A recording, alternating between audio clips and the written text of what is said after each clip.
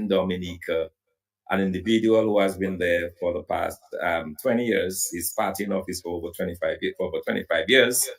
And the fact that Dominica has not grown in any sense of the term, the economy is in shambles. I thought that given my strength as an economist and my forte for economics and just a genuine interest in people, that entering into the political arena was probably the way I should go. And that's why I'm here, offering myself to the people of Dominica and trying my best to contribute to its development. Doc, before we go any further into our discussion tonight, I want to ask you this question though. Your views on the former, well, not the former, the present Secretary of State of the United States that visited the Caribbean. He stopped in Jamaica, then he went on to Suriname and other places. Your views on him visiting the Caribbean so early in his tenure as Secretary of State of the United States? Well, what that points to is the critical importance of the Caribbean in terms of what the Trump administration wishes to accomplish. And given the fact that, in a sense, Trump has declared war, if you like, on the Chinese, and the Caribbean appears to be cuddling up to the Chinese quite a bit. And it makes sense to me that given where they are in the state of relationship between the Chinese government and the US government, that the Caribbean been right in the middle of that debate. It makes sense that the United States would try to show up its support and also try to stamp its authority in the region, quite frankly. Mm. And do you think that the Secretary of State had dictated to Caribbean leaders what to do and not to do? Well, they were very clear. There was some, not an ultimatum, but it became very clear that Caribbean leaders were given a choice. You have to decide if you want to toe the Chinese line or whether you want to go with the United States of America. So I think, in a way, it is something that the Caribbean leaders understand that they must respond to, given the willingness of the Trump administration to wield the baton, the stick. And it is clear we are not dealing with a situation of carrot. There are no carrots for the Caribbean. Apparently, it's all about the stick. It's all about the U.S. way or no way. So I see a lot of that kind of, in a sense, I wouldn't say it's arrogant, but in a way, it's almost like the Caribbean islands have been asked to make up their minds. Either you stay with us in the United States, or you go in the Chinese orbit, and then there will be consequences if you choose to either stay or go the route of the Chinese. I see we're in Comrade Rolf Gonzalez of St. Vincent and the Grenadines. On Jamaican soil, he said that he's prepared to give up his American visa. Your take on that? If you were the leader of Dominica, the Prime Minister of Dominica, would you utter such things out of your mouth, sir? Well, with respect to Prime Minister Rolf Gonzalez, he's never moved into the Chinese orbit. He's had this very strong interest in the Taiwanese, and he's maintained that. But I think his concern was having to do with the Cuban relationship and having to kind of choose between Cuba and the United States. And the feeling in St. Vincent, as it is in Dominica and most of the Caribbean islands, is that the Cubans have been friends of the region for many, many years. In the case of Dominica, they've educated the majority of our lawyers, architects, physiotherapists, you name it. They've contributed tremendously to our human resource assets. And even today, they staff our hospitals. Their doctors are in Dominica, their nurses are there in Dominica. So we have this very close affinity to the Cubans. And the sense is that if the Cubans have contributed so much to the region, why should we abandon them? So if I was the Prime Minister of Dominica, I would certainly not abandon Cuba. I believe it is the right thing to do for the Caribbean leaders to stick to Cuba. And I don't think it's fair as well that they be given that ultimatum. I honestly don't think it's fair, given the amount of work that the Cubans have done with their limited means, the kind of support that they've given over all those years. And I think the Prime Minister saying that, I would kind of support him in that respect, as it has to do with Cuba and the very strong support for the Cuban people and government. Let's switch over to what we came here to speak about, and is our sister country, Dominica. Dominica has been having a little issue when it comes on to election reform. Eh? Tell us some more about that. All right, so we've been fighting a really tough battle of electoral reform. And let me just put that in context to your audience. Dominica is a population of roughly 70,000 people. We have a voters list of approximately 75,000. So our voters list exceeds the physical population of Dominica. And the reason for that is that over the many years of the Labour Party in government, they have refused to cleanse the voters list. So that list is riddled with persons who were dead, persons who have migrated for many, many, many years. So we've had that issue of the bloated voters list. In addition to that, the Labour Party government adopted an approach where, because of the size of the country, they have been able to look at the different constituencies, go overseas, plug into the huge Dominican diaspora, and bring them into marginal constituencies, effectively overturning those constituencies in their favor. And they've been able to do that because they have seemingly unlimited amounts of resources. As you know, Dominica has a CBI program, Citizenship by Investment, which for 100,000 or $20,000 now, you can get a Dominican passport. They have been using that unlimited amounts of resources, being able to bring people in. So, in a sense, every election cycle, the opposition has had zero chance of winning because of that manipulation of the system. So we have been pushing very, very hard for those reforms. It came to a head in 29 after the elections of 2019. We were able to get the Caribbean Court of Justice to take a closer look at what was happening in Dominica. And the Caribbean Court of Justice opined that the Dominica elections are fraught with taints, with irregularities, and that no future election should be held in Dominica with those taints: the bloated voters list, importation of voters, bribery and treating, and all the rest of it that was taking place. The list is What do you mean? What do you mean by importation of voters?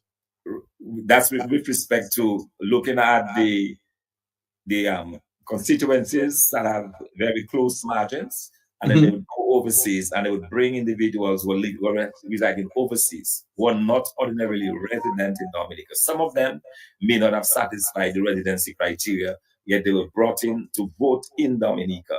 And the way that is done normally is that on election day, they will charter planes from the United States, they will charter ferries from Guadeloupe, from Martinique, and Antigua.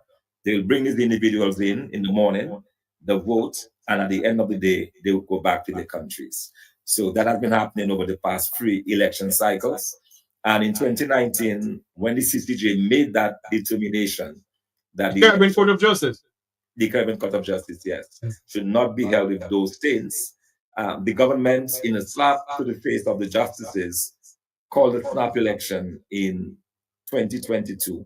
That was just 3 years into a 5-year term, and made absolutely no changes to the electoral system. As such, as a party, we decided that we could not participate in this, so we boycotted the election. Bear in mind, we were the government right before the Labour Party got into government, and we decided not to participate. And as such, our major party abstained. And that was on the face of, again, the reports from every election cycle. We have had observer missions from the Organization of American States, from CARICOM, from the Commonwealth. And every time those observer missions come, they will say the same thing, that there are problems with the electoral system in Dominica and that it needs to be fixed.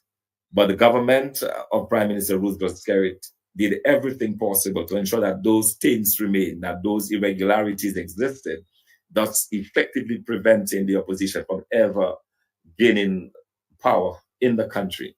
And that's why we are where we are. So we have been fighting for this battle. When we boycotted the elections in 2022, that kind of forced some movement on the part of the government.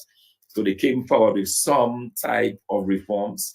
The government hired a high-profile jurist, the former chief of the CCJ, Sir Dennis Byron, to do a detailed analysis of the elections processes and to make several recommendations on how the process can be improved. The government, instead of utilizing the report of Sir Byron, they effectively trashed it, set that aside, and came up with their own ideas as to what reforms could be. But at the heart of this is the fact that they failed to tackle the issue of the bloated list. So, what this current legislation, which was passed 2 weeks ago, says the bloated list, the 75,000 person list, remains as the list for any future elections. And what will happen is that you will have a confirmation period. So persons who are on that list, including individuals who may have been out of the country for 40 years, but whose names still remain on that list, they can just confirm their names. So, for example, my name is Thompson Fontaine. I've been overseas for 25 years. I come into the Electoral Commission. I says, well, that is really me. Here's my birth paper to prove it. That's Thompson Fontaine. So what that does is that it sets aside the whole question of residency. So now no longer do you need to be resident in Dominica for that period of time. Even if you're overseas, you're now regularized. Because now by confirming your name, only your name, by confirming your name on that list, it stays. The legislation goes on further to say that if during the time, the 15-month period that's allowed for this confirmation, if during that period an election is called, the list that will govern the election is the same bloated voters list. So we are saying that the reforms that we got, they're inadequate because it does not tackle this fundamental issue of the voters list. And it also, and very importantly, it does not tackle the issue of campaign finance reform. Because what we have seen is the government has been willing to use unlimited amounts of resources in the millions of dollars, as I said, to charter flights. We're not talking about several flights from the United States and the US Virgin Islands, bring them into Dominica. They have those resources, money, some of which has not been accounted for, and so on. In fact, we have had to go to court to force the government to provide some accountability for the resources that they receive from the CBI funds. And they've been able to use that over every election cycle to bring people in. Hold on for me, Dr. Fontaine. You're saying that the administration of Prime Minister Skerrit, that's his name? Skerrit, correct. Skerrit, yes. When it comes on to election in Dominica, his political party will get Dominican citizens from overseas and to come in and vote? Correct, that's correct. And in large numbers, in the thousands. So hold on. What does the Constitution say about them coming in? Is there something in the Electoral Commission of Dominica say they haven't been in the country maybe for a couple months or a month or so? Because in Jamaica, you haven't been in the country for about 3 months, I think, or 2 months, I don't remember, before you can vote. Yes, we have the same rules, right? You're supposed to be in the country for 3 months within the 5-year period. Okay, but what this government has done, they're bringing in people who may not necessarily satisfy this requirement. Now, when they go, and that's the other critical part about our electoral process, is that when these individuals come to Dominica, we know them. Dominica is a small community, so we know our agents at the polling station will know who has been overseas for more than 5 years. Okay, we challenge those individuals. The way the system is arranged, when you challenge an individual by virtue of the fact that they say they're not eligible to vote, they are still allowed to cast their vote. And then you are supposed to take that as a matter of a petition to go before the courts. Mm-hmm. The problem is that those votes are counted. Okay, so they're put in the mix of the overall vote. So there's no way you can come back later and determine who that person voted for. But that's not the real problem. The bigger problem is that those petitions that we've lodged before the courts, every single election cycle, those petitions are denied. Even when we have overwhelming proof. Even when, as in 2009, we had a list of all of the individuals who chatted claim because somebody within the party made that list available to us. Their conscience weighed upon them. They thought that it was wrong. They gave us that list of individuals who came in to vote in 2009. We were able to confirm those individuals were there in Dominica. We knew who those individuals were. Even when we had this overwhelming evidence, we took those as election petitions to the court. And we have a judiciary in Dominica, especially at the magistracy level, that is very much in the I would say, in the back pocket. I don't know if you use that term in Jamaica. Oh yes, they do. A lot of They're basically yeah, beholden to the a lot of government. Jamaican. Sorry, go ahead. Sorry, go ahead. Yes, yeah. So I was into a lot of these of those petitions are simply tossed aside. So we don't get justice in the courts. The government becomes emboldened and does it increasingly. So every time they require bigger, larger numbers of persons, they're able to bring those larger number of persons in, and they've been able to maintain that. And now we see a process where they claim that they've given us reform, but in truth and in fact, all it has done is to entrench that so-called winning legacy of this government, which is actually through cheating. Because when you bring individuals in who are not supposed to be there, that is cheating. When you use those large amounts of resources that are not available to the opposition, that should not be happening. And also, you have no finance campaign reforms in the legislation, so that there are no controls on this government. They can continue to spend as much as they want. They can expend us 20 million to one. They will keep doing it because they have, I said, the access to these large amounts of resources that they use not for development, like you, but to ensure that they continue in government for as long as possible. Dr. Thompson Fountain, let me ask you this question though. When you look on Dominica and election reform, or it reminds me so much of my own country, Jamaica. Because we're facing, at one point, we're facing a problem in our country where election reform was a hot topic of the day. My question to you this evening, though, was there a bill put before the Parliament of Dominica pertaining to this? Why everybody exported it into the streets, and what happened? Why people went out into the streets? All right. So the government, as part of our protest, they finally came up with some bill. They held a number of different consultations across the country. We participated. We provided input. At the end of the day, all that was tossed aside. They came up with some kind of legislation that they brought in for its second and third reading on the 19th of March, which is basically 2 Wednesdays ago. So what we did as an opposition, we called on the people of Dominica to come out and protest against the legislation around the Parliament building, which is what we did.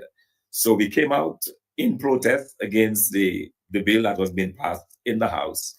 And in the process of protesting against this bill, the police set up barricades around the Parliament building, cut off all of the streets leading into Parliament. The crowd that was there started to remove those barriers that were put by the police. And in response to the crowd attempting to remove those barriers, the police opened fire with rubber bullets and tear gas. In the process, a number of persons were injured, and a number of persons obviously suffered from gas inhalation. And it turned into an ugly riot. So you may have seen some of the photos of protesters being hit in the head by the police, the barrage of tear gas and rubber bullets, persons getting shot in their legs, in their chest area, and so on. So it turned very ugly very quickly. And that's because the government of Dominica has very little tolerance for protest. It has very little tolerance for individuals coming out on the street, which is, by the way, is guaranteed in our constitution. They claim that we did not have permission, but we made it clear even before. We held a press conference the day before the protest. I made it clear to the police that we did not need permission to call out people in a peaceful assembly, because that is guaranteed under our constitution. According to our Public Order Act, if you're going to do a procession for the streets of the capital or anywhere around, we need to ask permission. But if you're going to have a public meeting, you're going to have a gathering, that is a fundamental right that you're allowed to exercise. And you're not supposed to basically request permission. So that is what happened. We did not request permission because we felt that we were covered by we mentioned it publicly. We told the public that we were not seeking the police permission. They were aware that we were going to be doing this protest, yet they came out in a very high-handed manner and really made sure that it took but it got worse than that, because right after the day of the protest, they began arresting individuals. And it has been a slow drab of arrests. To date, some 16 persons. Hold on for me, Doc. Hold on for me a minute, please. I want to show a video, and I think this is the day they decided to lock up opposition members because Yes. I was in a live like this, and I got the news that there is turmoil going on in Dominica, and I said, "What?" So when I started searching, and I found out that it is reported that members of the opposition is being locked up, and this was a video that I got. This was a video that I got, and I want to play this video here that our listeners and viewers can see and hear.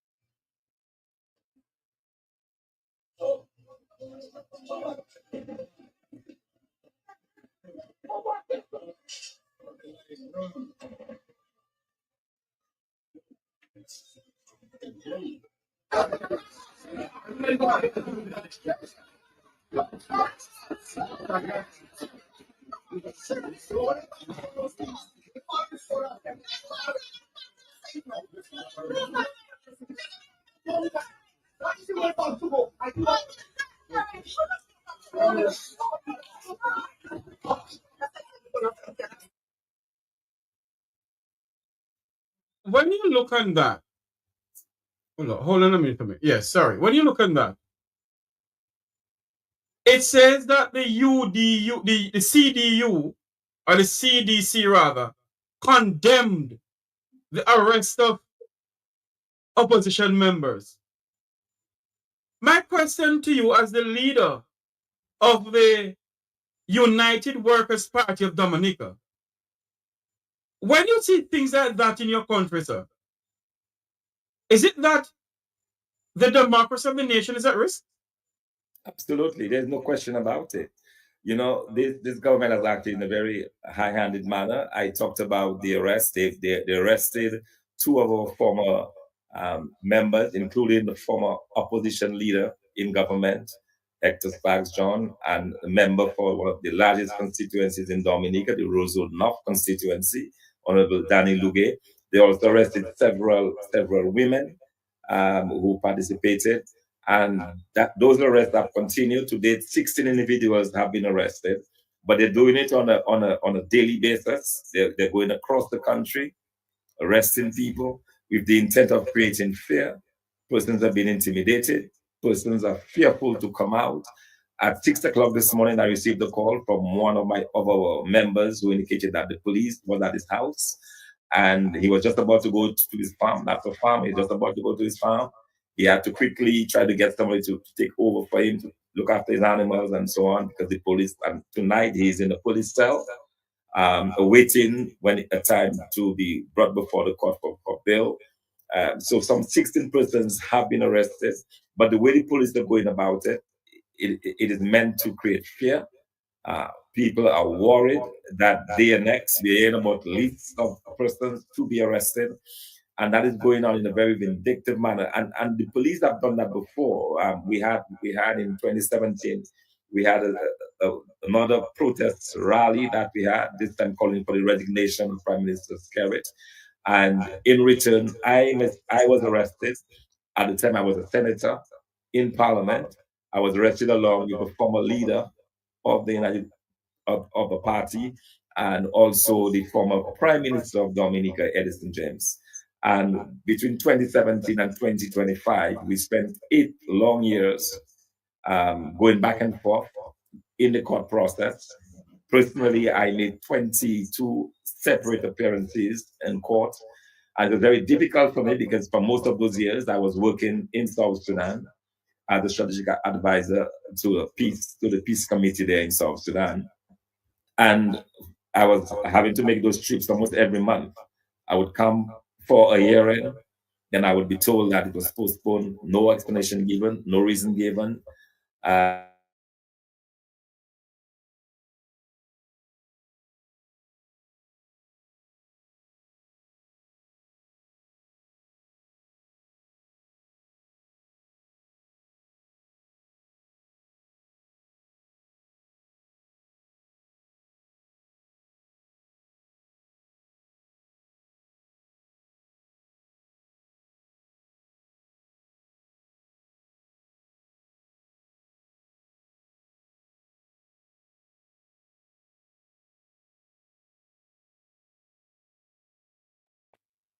And it reminds me so much of Jamaica. There are so many things going on in Jamaica, and you're being told every day, Jeffrey, Jamaicans are scared to take up, or they're scared even to go and get permission to protest because they're scared of the prime minister. Is it that the people of Dominica is getting scared of the prime minister who's in power now? It's not so much being scared of the prime minister, but being scared of the police, because the police, quite frankly, is doing the work of the prime minister. They have been directed by the political directorate, and they're not necessarily concerned about police work. And what has happened is that systematically over the years, the senior officers of the police force have been promoted not necessarily on merit. There is no meritocracy in the Dominica police force. Individuals are promoted based on their support and allegiance to the government. And that has happened over the years. So now you have at the very top levels of the police force, you have a very loyal following to the prime minister. So they will obey the prime minister, they will act on his orders, and they will do as he says, very often at the detriment of the public. So the fear really is the fear of the police, because they have the guns, they have the arms. For example, the day after we had this protest on the Wednesday, the same night, sorry, of the protest, the police went in with long guns to the home of Hector John, trying to break down his door. Who's Hector John? Hector John is the former MP, former member of parliament. Wow. They claimed that they had a warrant to search his house for arms. When he asked for a copy of the warrant, they could not produce it. So he refused to come out and said he jumped on a live report to the world, and he went live. And they tried to literally force their way into his home. He was scared, obviously. He had a son in his home, obviously scared, afraid of what would happen to him. So as his protection, he went online. He went live. And that caused the police to withdraw. But because of that assault on his home, the people of his constituency blocked the major road leading into Roseau. So there was no traffic flowing. That shut down all the traffic coming from the north of the island into the south, into Roseau. And that same night, the police, again, in a very high-handed manner, they went into that village and laid down tear gas after tear gas rounds in the village. And if you know the village of Salisbury, it's a very small village, with one road leading in, one road leading out, and it's on a hill. So they would just walk up and down the roads and just throw tear gas. Persons in their homes have been impacted, and that has happened. That was the fourth time we've seen that kind of occurrence there. In 2019, they had the support of the region, because we had regional security services, forces in Dominica along with. I was just going to ask you, what is the current chairman of CARICOM is saying, Mayor Motley, about all of this? Well, before the protest started, before we announced, when we announced that we were having the protest, the prime minister went on radio to announce that he had put the regional security services on standby to come into Dominica. Mm-hmm.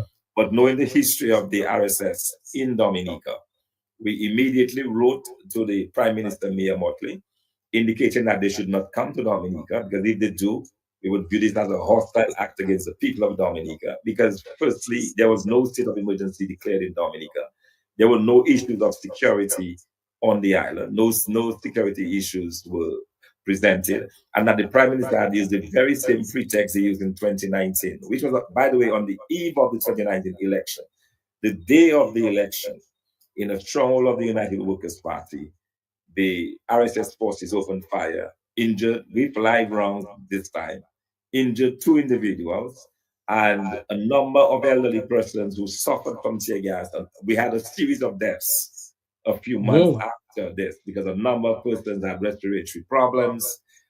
They used expired tear gas on the people. It was a whole fiasco. We actually wrote to the Human Rights Council. They opened the case on that particular activity there in Dominica. So when we saw what was happening and the Prime Minister making that pronouncement, I personally wrote to the Prime Minister of Barbados asking that she not send forces to Dominica, because there were no problems, and we felt that any issues arising, our police could be able to take care of it. To her credit, she did write back to indicate that they would not be sending RSS troops into Dominica. And she also stressed her support for freedom of protest and all the rest of it.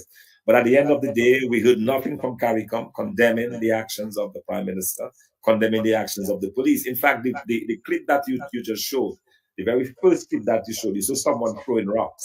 This was not a protester. This was a police officer in military fatigues. I don't know if Go you ahead. Continue talking. I'll find it back. Go ahead. yeah, that very first clip that you showed, where the police officer was shouting commands to advance, you had a police officer in complete contradiction to any type of crowd control, crowd protection, throwing rocks. One of those rocks narrowly missed an individual and embedded itself into a vehicle. But that was what we had: police officers throwing rocks at the people. So we've seen that kind of behavior, and I'm happy that in this case the RSS Mia Motley did not send troops to Dominica, but it's only because we put the pressure on. I believe we had that outcome, but it could have been a much worse outcome than we had, because apparently when these troops come into Dominica, they don't know us, they don't know who we are. They consider us, because they're told by the Prime Minister that we're troublemakers, that they have no right to protest, and they just go on the rampage, which is what happened in 2019. And it's very unfortunate that we have that situation ongoing in Dominica. So the opposition is under tremendous pressure by this government using the police. Effectively, the Dominica police has been weaponized against the people of Dominica.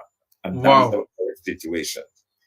It is possible that you could hear of more arrests in the days ahead, including myself. I'm told that I'm on the list of those to be arrested. I participated in the protest. I was there talking to the people. We were singing songs. We were having basically sending our message in a very peaceful manner. Not one protester was harmed. Not one police officer got injured. Not one could claim that any person hit them. The fight was over the barriers. There was a tussle. If you look at the video, the police were wrestling with those that were protesting over those barriers.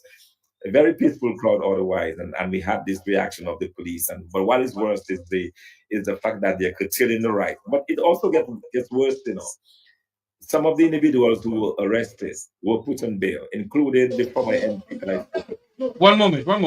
You will see this. That's the police officer standing right there. You see he's going to be throwing. Okay, if you go just a little forward of this, you will notice that he's the one throwing the. Hold on. Let me play back over this, and then we can stop there and talk about it. Yes. Right, that's right there. Yes. Right, that was a police officer throwing a projectile into the crowd. Huge rocks. Right there. Yes. And then that's a police officer. That's a police officer right there. And then the other one that has also gone viral is a police officer that actually slammed one of the protesters who was walking peacefully with another police officer. He came from behind and floored him. One hit to his head. The protester fell unconscious for a few minutes, just knocked up cold from the brutality of the police. So it's a very brutal way to suppress any kind of peaceful protest, but that's what we have in Dominica. That's the situation. Dr. Fountain, is it that the Caribbean is on the brink of civil unrest when it comes on to leaders of the Caribbean? Well, some leaders of the Caribbean believe that they're part of a Xi Jinping China and Vladimir Putin Russia. Because we have one in Jamaica, who believe that the people shouldn't ask him any question. And it is alleged that he sent police to drag young men from on their beds during the virus that went around a year or two or a couple of years ago.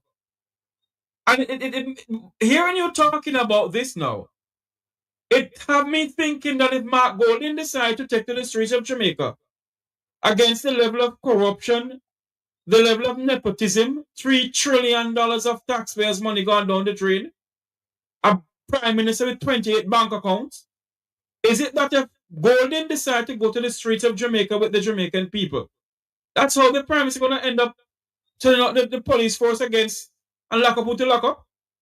You're saying that you're on a list in Dominica now to be locked up. Absolutely, absolutely. And that is where we are, you know, and it's not just myself, but there are others. Some of the protest leaders of that day were also locked up, and it is so terrible what they're doing in the sense that not only have you been arrested, but in the case of the MP that I spoke about, as part of his bail conditions, so they kept him for about 5 days. He was locked up for about 5 days. He was eventually brought to the court for bail. But as his bail conditions, the magistrate imposed as one of the conditions that he cannot attend any meeting, any political meeting. This is a politician being denied the right to attend a political meeting. On what grounds? On the grounds that he offended on the 19th because he was part of the protest on the 19th. But isn't it Dominica's civil rights in the Constitution? The people have a right for peaceful protest and a peaceful assembly of whatever. Absolutely, absolutely, absolutely. But that shows you. I spoke earlier about the way the magistracy works in cahoots with the prime minister. That's another example of it. That even when these individuals are given bail, they are given those conditions that are really an affront to their human rights. It takes away the fundamental rights of being able to meet with others and discuss politics. This is a politician. That's what he does for a living. Yet he's been denied that opportunity through bail condition. His passport has been taken away from him. He's forbidden to travel. He can travel. He has to surrender his passport. He has to report every Wednesday to the police station as a common criminal. And it's just incredible what they try to do. So the whole idea is to demoralize the opposition, to force the opposition to cower in fear, and to allow the government to continue unopposed. But it will not happen. We are committed to this fight. We are not going to back down. We're not going to give in to this ruthless administration. And we will stand firm. And interestingly enough, the CCJ, in the same opinion that I talked about, they made a very important observation. They indicated that when you have this kind of repression that we have in Dominica, when we see election after election cycle, the vote is being stolen. They say when you have that type of repression, the end result is social unrest and upheaval. That is a natural outcome of that type of behavior, and we are seeing it. So we are down a very slippery road in Dominica. We have had over the years to try to contain our membership because people are wanting to take action matters into their own hands because of the level of frustration. The economy is not working. We have serious migration of our people, especially the young people migrating in droves. Persons are not coming back into the country. The few jobs that have been created in Dominica, we have persons being brought from overseas to take up those jobs, including in the international airport. We have more foreigners, Chinese and those from Indonesia working in our airport than we have Dominicans. We have a handful of Dominicans and several hundred Chinese and Indonesians working in the airport. The airport in Dominica. So our young people cannot find an opportunity. And so you have that situation where people are feeling that they have been boxed in. You know, the economic situation is tough. Opportunities are not being created. Dominica once boasted a very buoyant agriculture sector. We have enormous amounts of fertile land, and the farmers have been repressed as well.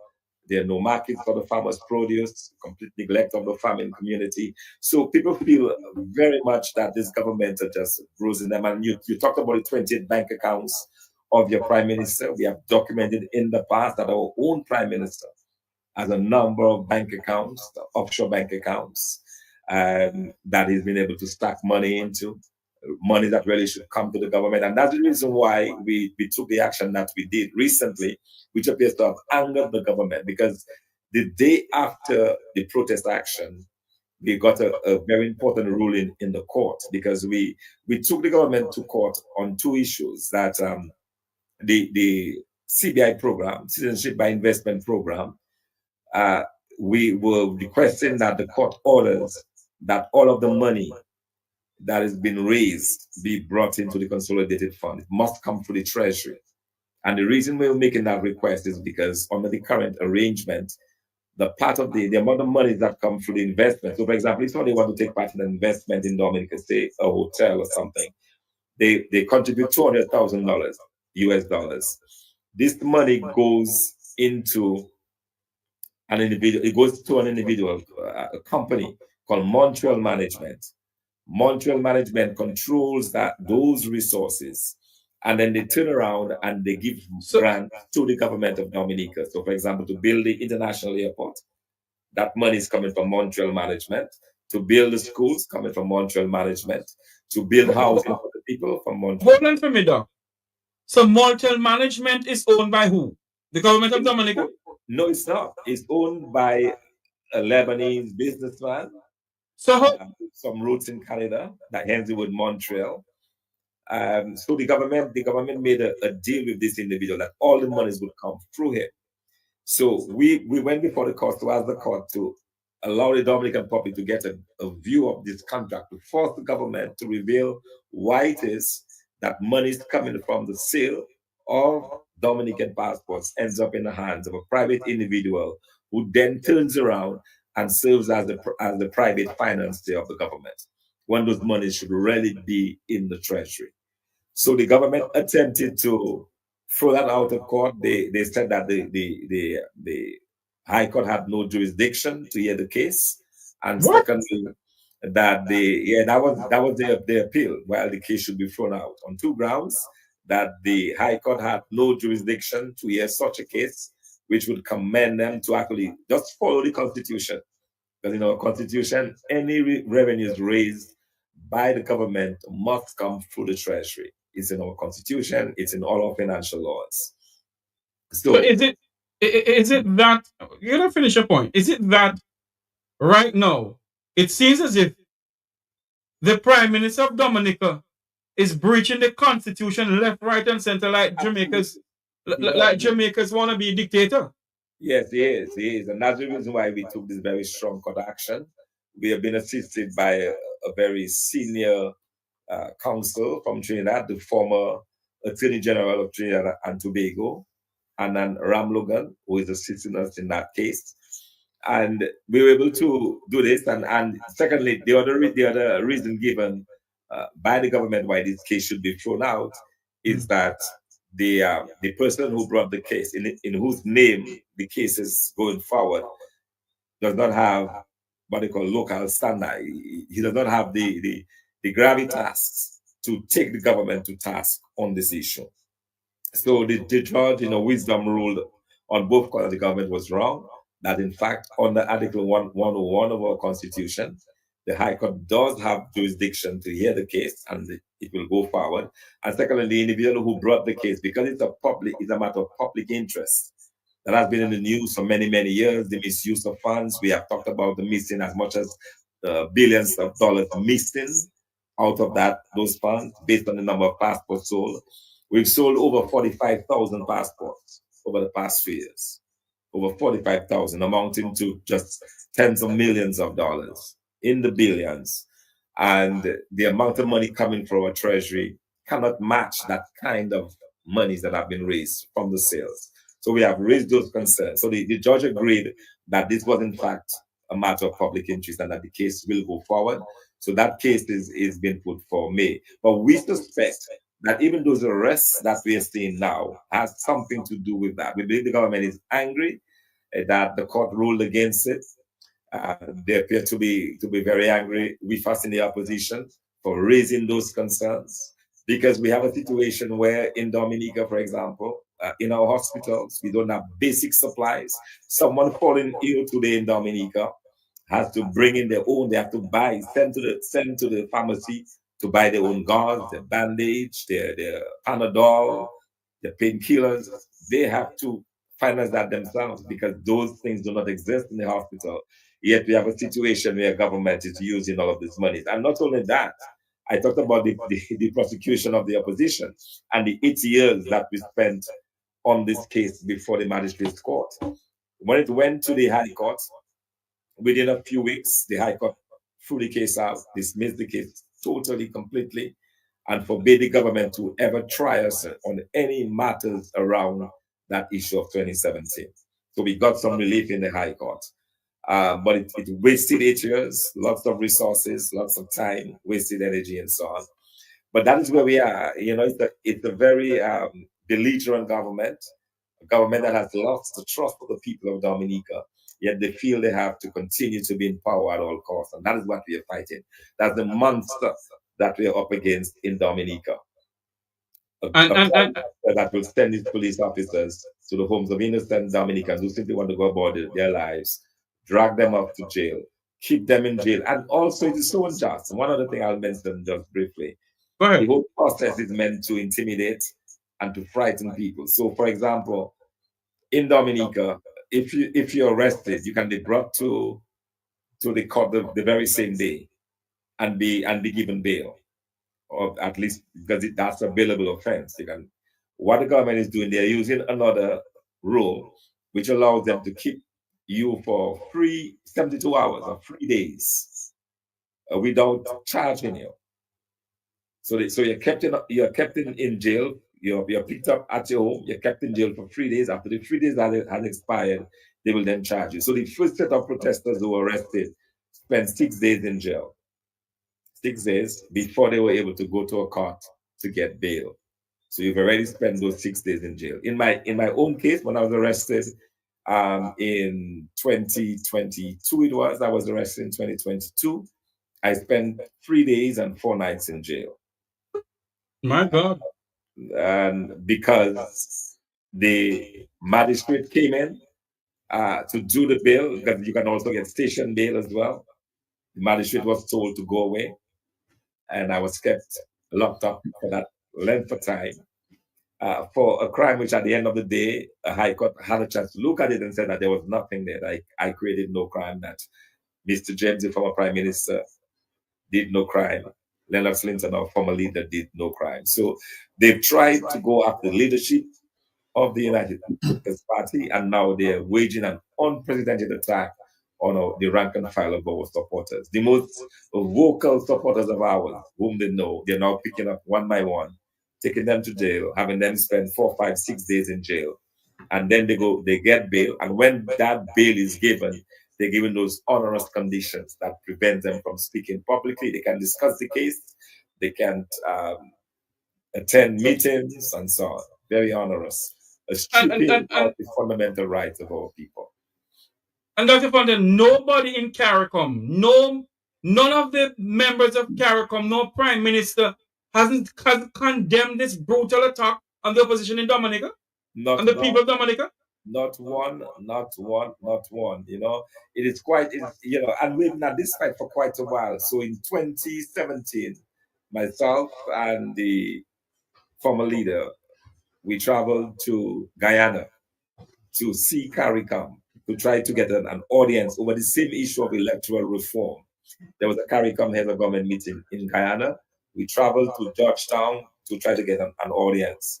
When we arrived at the venue that morning, there were police officers who had been given the word not to allow us to enter at any cost. At the time, that was the leader of the opposition, who was my former leader. At the time, he was the leader of the opposition in Parliament. I was a senator at the time. We were denied entry because the president of Guyana at the time, President Granger, received a call from Prime Minister Roosevelt Skerrit, who told him that we were on our way to CARICOM and we should not be given an audience. So we were escorted out of the premises, never got a chance to make our voices heard to the president and to the prime ministers of CARICOM. And if up to this day, even after everything that happened 2 weeks ago, not one word from the prime ministers, not one word from the CARICOM chairperson, Mayor Motley, not one word from our fellow OECS countries of Antigua, Gaston Brown, or Pierre Louis, or nothing, absolutely nothing from Michel in Grenada. All the presidents and prime ministers are mute. They're saying nothing. They're watching silently as the opposition goes through a very difficult time in Dominica, where our very rights have been taken away from us. Our very freedom to speak openly, to protest, to challenge our government has been taken away from us, and not a word of condemnation from our CARICOM leaders. You know, we're gonna welcome our good friend here now, but before we do that, don't expect anything from the Jamaican Prime Minister. You know, he has his own battle to fight in this country where he believes that he's a Jeffrey behave himself. He believes that he's a one of those persons who you must not ask anything. So you know, you won't get anything from him pertaining to what is going on in Dominica, because if the opposition leader of Jamaica, Mark Golden, should take to the streets with the Jamaican people about the level of corruption and nepotism and the level of wherein $3 trillion gone down the drain, and he has 28 bank accounts. You ever hear a prime minister who create the Integrity Commission is suing the one Integrity Commission he created? That's what he's doing in Jamaica. So let me show you that these people are power hungry and they'll do anything to keep it to stay in power. But let's welcome our good friend, Sir Gabriel. Welcome to the program, sir. Well, it's a high honor and privilege for me to be with my brother of years, Dr. Thompson Fontaine. And Jeff, I want to thank you for the opportunity you've given Dr. Fontaine, who's a son of the soil. He's not a Nigerian oil minister. That's one of the people who was arrested after stealing $20 billion with a diplomatic passport from Dominica. He's not an Iranian spy. That's one of the people who was arrested by Interpol in the Dominican Republic for having a diplomatic passport from the Roosevelt Skerrit government. He's not a Chinese mobster, head the Black Dragon Society in Macau. Ng Lap Seng was arrested by the FBI with $6 million cash. And when he was at the bail hearing in New York, Southern District, he tried to get out. He said he's a diplomat of the government of Roosevelt Skerrit. So Dr. Fontaine is none of those things. He's a statistician, he's a PhD in economics from Clemson. He's been an advisor to the government of the Czech Republic, and Argentina, many governments in Africa. And he was charged on a bogus claim of trying to incite violence. And for almost 8 years, the case could not go to trial. And I think it was last month, Thompson. Yeah, last one, yeah. The government has the audacity, the unmitigated gall to try to appeal this. But let me address CARICOM directly. Brother Tavares, when the history is written, this would go down, this period of complicity and silence of the CARICOM leadership will go down as one of the darkest days in the history of the Caribbean community. I'm going to read to you, and this is not to take anything away from those good people who have quietly said things in the quietude of their offices to Roosevelt Skerrit, but we need public condemnation. The phrase, ask not for whom the bell tolls, it tolls for thee. Let me repeat, ask not for whom the bell tolls, it tolls for thee. What that means is that no one is truly isolated, and every individual's death, every individual's suffering, any individual who has been persecuted, or any event of oppression of a people affects all humanity, as we are all interconnected. More so in the former territories of the British West Indies, because I was born in 61. At that time, Dominica, Jamaica, Barbados were all one country. It was the old West Indian Federation. Our cadets in our high school would go to Upback Camp and St. Anne's with the JDF. Our students would go to Mona, to what was called UC, University College. And some of them, because they were handsome and very bright, the beautiful women of Jamaica would find themselves enthralled and got married to them. Not long ago, Dr. Fontaine and myself met P.J. Patterson at the Jamaican Embassy, along with one of his classmates, who was the president of the Dominica Academy of Arts and Sciences. Dr. Fontaine was the treasurer of that organization. Jeffrey, what was that organization? It was not a political party. For a small island of about 75,000 people, the director of plant medicine at DuPont Labs was a Dominican. The director of quality management at General Motors was another Dominican PhD. The only Black person involved in the design of the Intel chip was a PhD in physics from Dr. Fontaine's own high school, the St. Mary's Academy, by the name of Sherman Separate. The gentleman who was at the academy was Dr. Clayton Shillingford. He went to school in the 50s with your PJ Patterson. So all over the world, you'll find Dominicans who have done great things. And we decided to create an Academy of Arts and Sciences so we could return the human resource to Dominica, build up Dominica.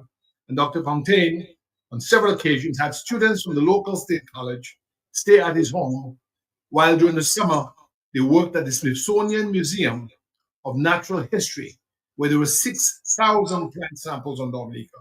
So this is the kind of community work that Dr. Fontaine has done over many, many years before his entry into political struggle. And so I think it is important for you to learn and understand that when I speak here tonight, I'm not speaking because I'm a member of the opposition party. I have supported the Democracy Forces, that includes Dr. Fontaine's party, but the party that Dr. Fontaine and I supported initially, as he will tell you because he spoke on the platform of Rebuttal Scarrett, was the Dominican Labour Party, because it was the sister party of the PNP, to the trade unions that came out of the trade union movement, the Social Democratic Party. That party is gone. It's no more. It's been replaced by a passport peddling oligarchy, an elite of passport sellers all over the world. The vast majority not Dominicans, they're Iranians, they're Arabs, they're Russians, they're Chinese, who have commodified. That is, they made a commodity of the Dominican passport and they sell it for about $250,000. And then there's a diplomatic passport now that goes to a couple $1 million. And several of those persons, not with the regular passport, mind you, Mr. Tavares. We understand when a diplomat gets to a port of entry in the country, can he be searched? Or no, he cannot be searched. You go to the head of the class, my friend. Now you understand why all the people who were arrested, one of the charges against all of them was money laundering. So right now there's about $15 billion missing from the accounts for the sale of Dominican passports, and the government has yet to give an audit. We've asked them to hire an international auditing firm. You say your hands are clean? Okay. Hire an international auditing firm. Do an audit. You're innocent. What should you have to fear? The government has rejected that. Instead, what it has done is use monies from those passport sales, sometimes 27 million, sometimes 30 million in this small country, to hire planes.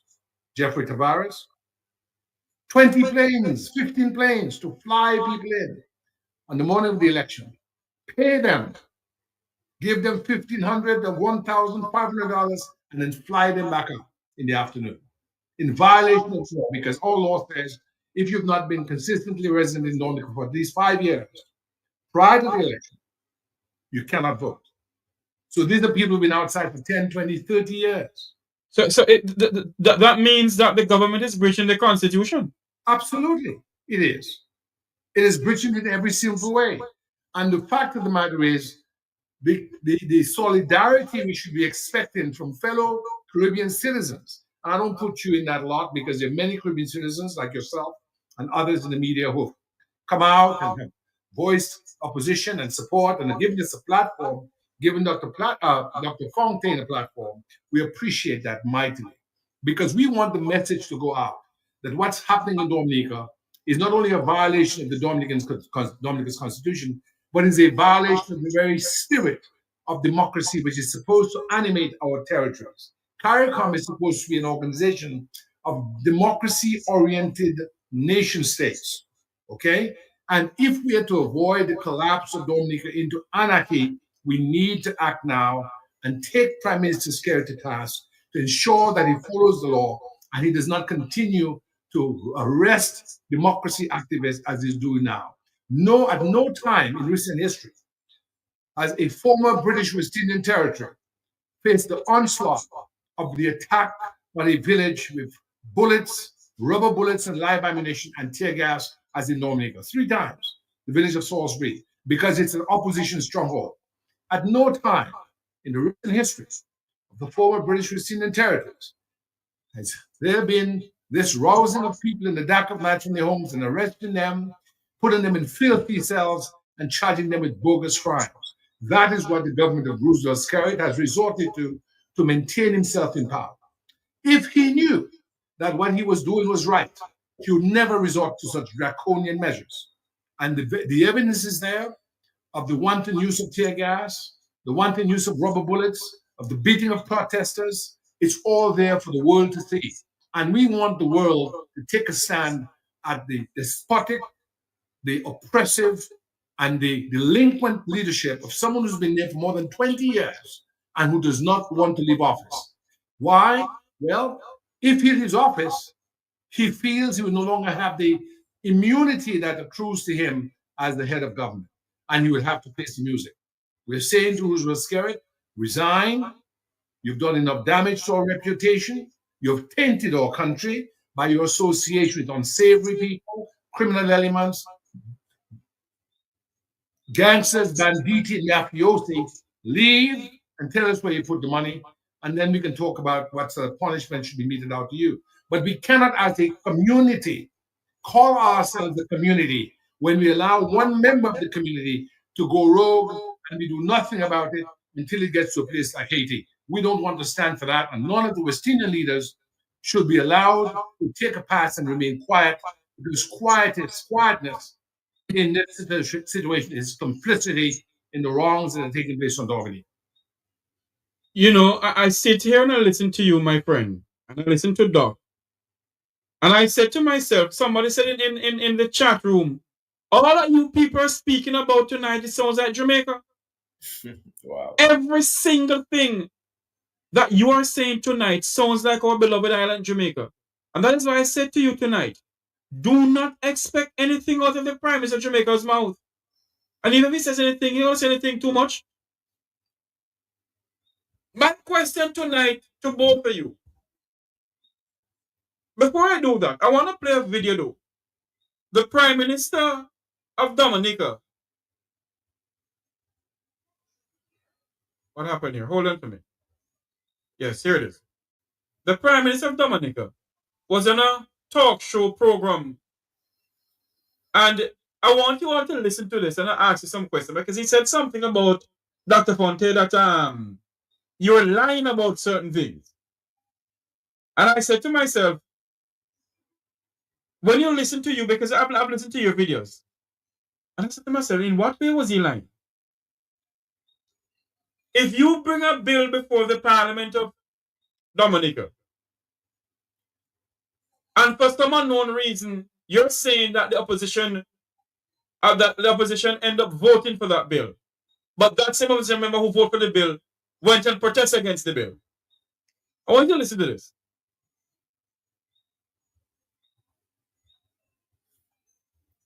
Transparency and the conduct of our election, So you think you know Wicks? Oh Lord. Hold on for me. I do apologize about this. Hold a minute for me, please. Let me take this down and then I do this. I do apologize.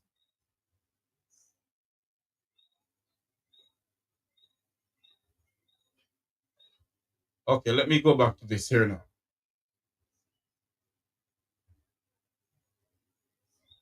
I want you to listen to this, please. 20 to assist us in seeing that we couldn't get common ground among the political actors in Dominica. So Dennis made some recommendations, and we engaged ourselves in a comprehensive set of national consultations carried live on all medium. We engaged political parties, civil society, individuals, and at the end of the day, we came up with what we believe would have been a consensus document. Some of the things that are included in the legislation are voter ID cards, mandatory voter ID cards. Secondly, the issue of cleansing the voters list by way of confirmation. So you would have to present yourself to the Electoral Commission with a government issue ID and to indicate to them who you are, and they would confirm you will be on the list. This in itself would allow for cleansing of the voters list, because a lot of people who they say are dead or on the voters list would have been removed from the voters list by virtue of that process. Then the issue of Dominicans living overseas. Now, our laws, our constitution doesn't allow the government or the parliament to remove anybody from this list by way of, except if you're dead. And so the original recommendation was to send the Electoral Commission to countries and cities where there are large concentrations of Dominicans to get them confirmed. We were following essentially the St. Kitts model some years ago. The opposition objected to that. We in the Labour Party in the government. Hold on for me. I want Doctor and Counsel to comment on what the Prime Minister just said. Yeah, so the Prime Minister is trying to say that he's going to cleanse the voters list through this confirmation period. But that is not possible, because you're still going to have individuals there who do not belong on those lists. And he also said that nowhere in the laws of Dominica do you have any authority to remove persons on the voters list. That is absolutely not true. The electoral office has the responsibility, if an individual has been away for more than 5 years, to remove them from the list.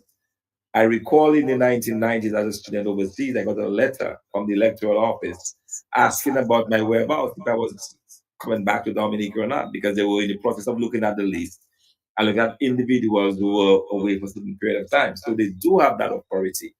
What has happened is that the Electoral Commission in Dominica is under the control of the Prime Minister. And here how he has controlled the Electoral Commission. The chairman of the Electoral Commission is a passport agent. The two other commissioners that are on the commission, Mr. Alec Lawrence and Lennox Lawrence, these two are also passport agents. So you have three individuals that are in the majority on the Electoral Commission against two opposition appointed commissioners. And these three individuals, obviously by simple majority, they vote. And they vote in their interest. Their interest is the sale of CVI of passports. They have made enormous amount of wealth from that. And they could care less about electoral reforms or doing what is necessary. So they have stubbornly refused to cleanse the list. They have done nothing, even when those abuses, even for us, for example, every election cycle, we go through a list. We take that list to the Electoral Commission and say, this person is dead, this person is away for 5 years. Do something about it. They will do absolutely nothing. In 2009, they elect, I think it was in 2016, sorry, yes. No, you know why I laughed a while ago now? You heard that like in Jamaica. This reminds me of Jamaica in the 1980s. Yeah. At one point, they said dead people on the voters list in 1983 got up and vote. Yes. The dead people from Meadows and Maple Cemetery got up and vote in the 1980s, in 1983. And people may say, Jeffrey, you're chatting nonsense. I'm not talking nonsense. Go and do the history. Do I know the research?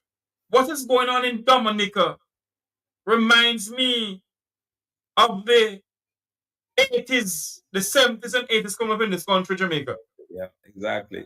And continue talking for me, sir. Yeah, and it happens because what really happens is talking about dead people voting is that in the absence of ID cards, which we don't have in Dominica currently, it's under the new legislation, but it was not there previously. So even the individuals who would come to Dominica to vote, they would just take a name, someone that they know that is there, and they would go to that place and vote. Because no one challenges, there is no ID card to say, well, that name is actually me. They come and they say, well, I am James Brown. Okay, James Brown, here's your ballot, you vote. But James Brown, for all you know, could have been dead 2 years before, 3 years before. But here is an individual representing himself as James Brown. Individuals vote in more than one constituency. So you have all of that happening there. So for the Prime Minister to say that the Electoral Commission and no law allows for the cleansing of the list in the absence of that type of exercise is blatantly false. And if you listen to this interview of the Prime Minister, it is riddled with inaccuracies. He's giving the impression, that Dominica is okay, that's the opposition that is trying to model things. But these are things that are well documented. The things by the CCJ, all the observer missions, it is there. We have lived it, they've experienced it. For example, let me give you another classic example of what happened I contested the elections. I resigned my position at the IMF in Washington, D.C. I came to contest the elections in 2014 in Dominica. I ran in my village where I was born. The night of the elections, that's in 2014, I was announced as the winner of that constituency when they were giving the announcements. The following day in the recount, I lost. How did I lose? 21 ballots were considered false against my name. So overnight, 21 good ballots became 21 bad ballots, and all of those false ballots were in my name. In a constituency that since 1970 would have an average of 1 or 2 false ballots. That year, 2014, there were 21 false ballots in that constituency. Every single one of those false ballots was against me. I want you to read something at the bottom of And I this. ended up losing that election. Before you say anything else, I want you to read this comment from this person in the chat room.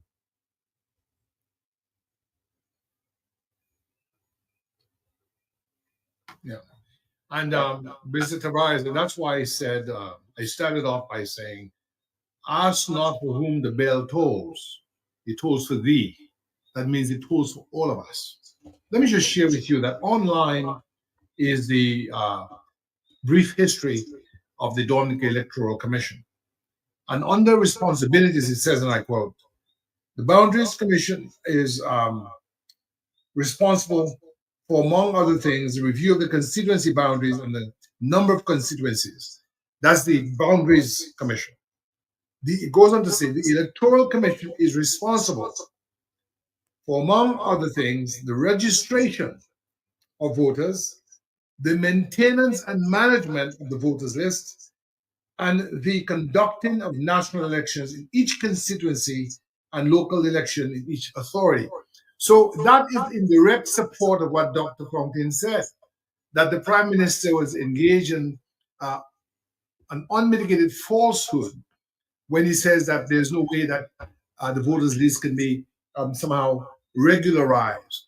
It means that he would be denying what is the constitutional authority of the Electoral Commission.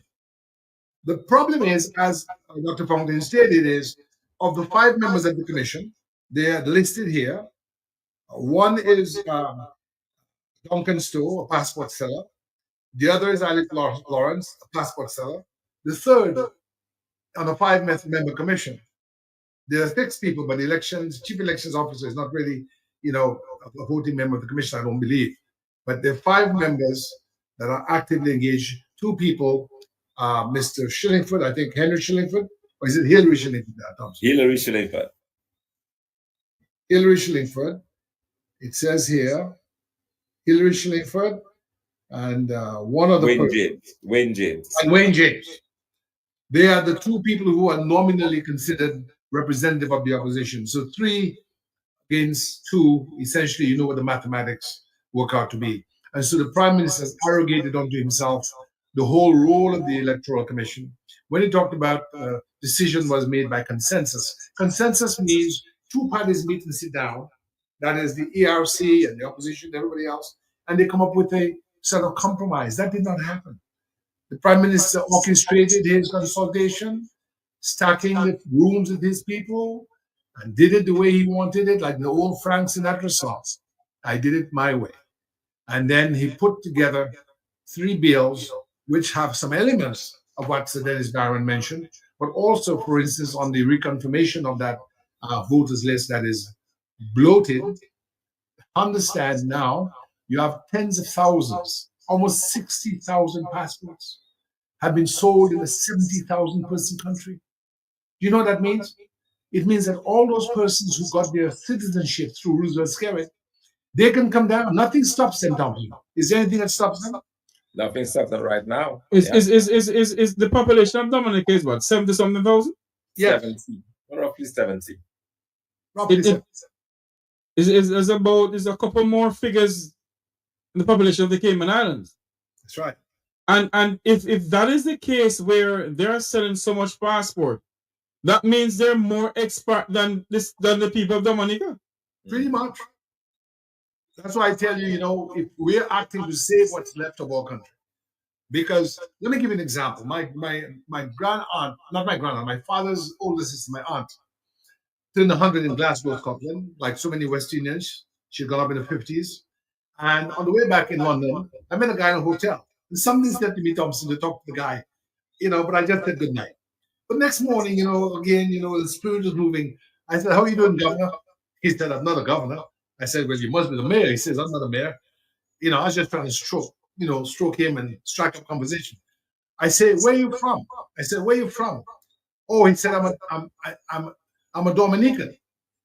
I was born in Iraq. I live in Dubai. He gave me his card, and all these other people here are Dominicans. He pointed to his 9-member family, some in the Shadow and so on. And he says, it's a very nice country. They speak English. You must go there sometime. I said, Dominica, I've never been there in my life. And I stood there listening to him talk about my country. So that's what's happening. We have all kinds of Dominicans. So last year, the British government imposed sanctions on Dominica. Because before that, the Dominicans just got to buy a ticket and go to England. Because they were seeing hundreds, thousands of Chinese and Iranians and Russians coming in. They could not even speak English. And the British people are not stupid. They're not fools. Dominicans served in the British Army.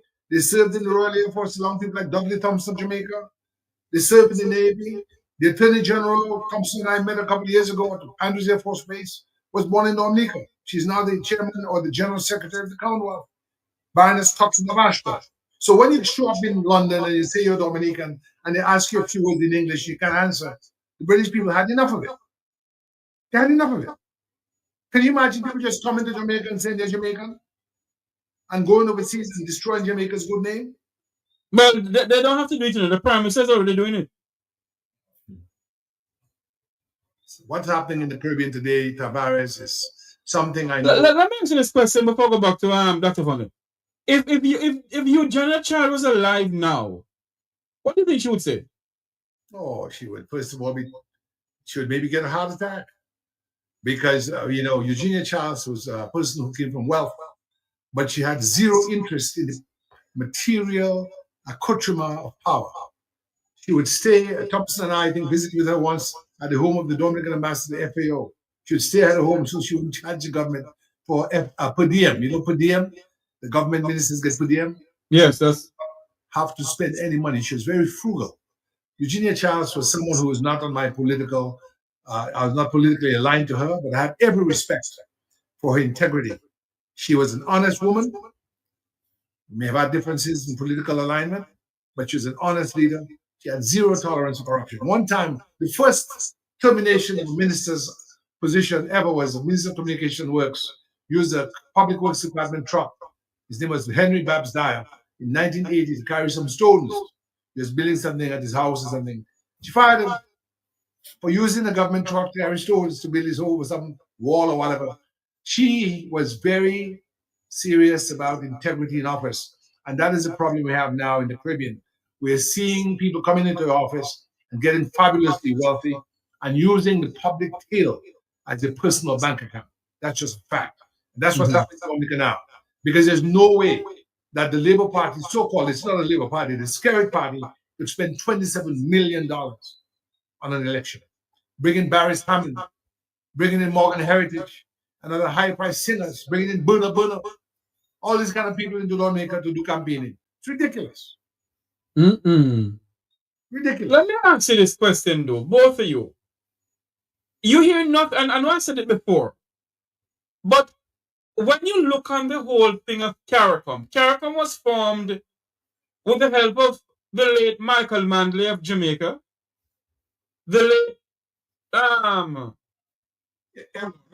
Barrow. Yes, Errol Barrow. of Barbados. Of Jamaica, Williams of Trinidad, all Adams these of Barbados. Yes. That's how CARICOM was formed.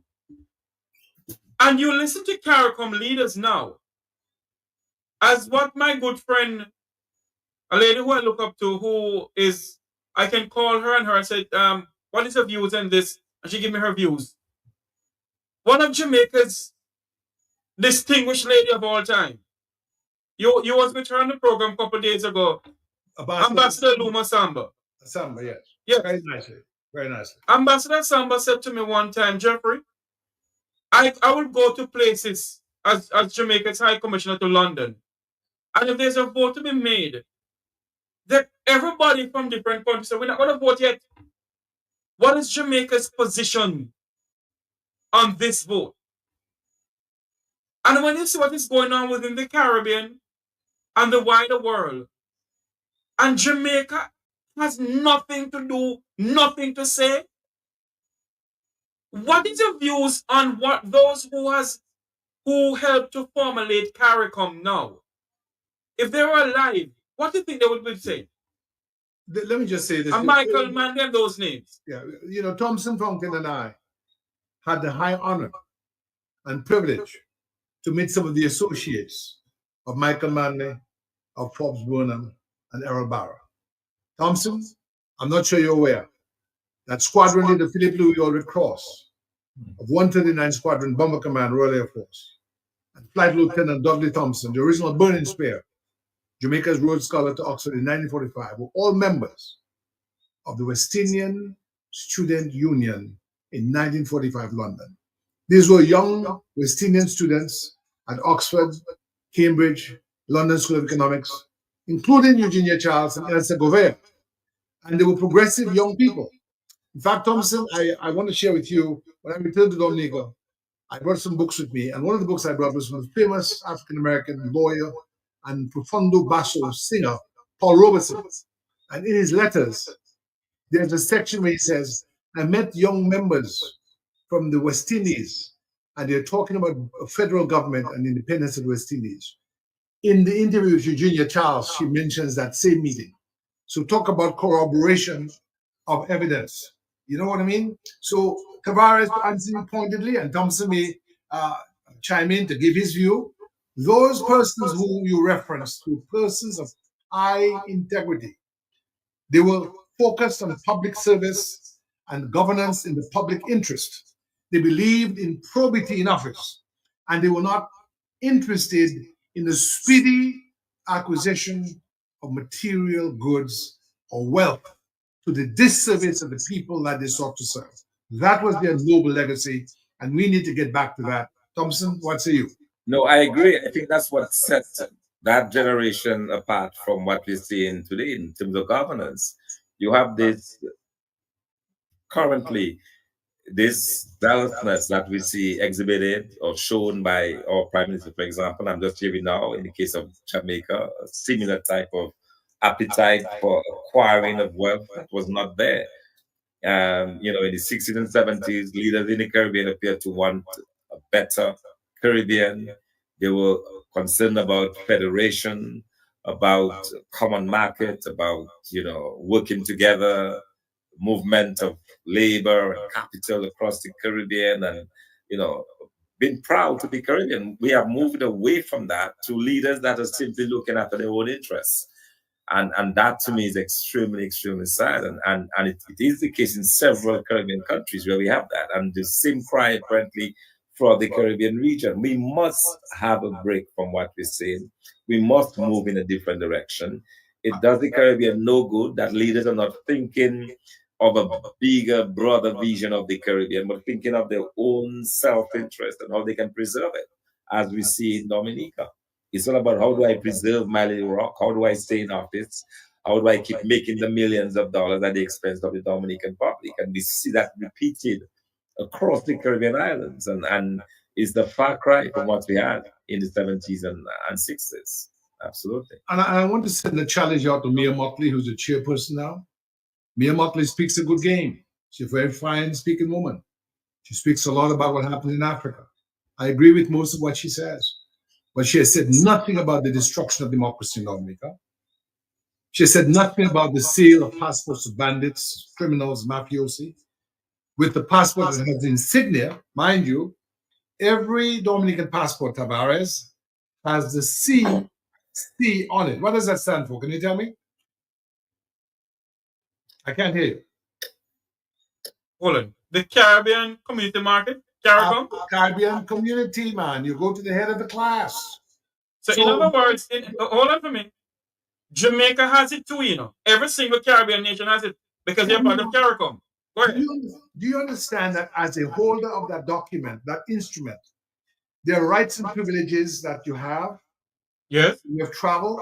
So you're not only a Dominican citizen, but you have all the rights that the CARICOM Treaty gives to Dominican citizens, like Jamaican citizens, like Barbadian citizens. So Within CARICOM.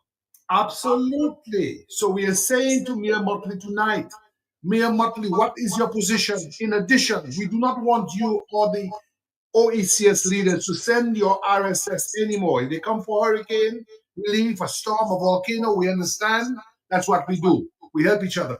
But do not send your RSS as a thug group, as a militia, to support the oppression of Dominica's people by Roosevelt Skerrit. Stop it. It's happened enough.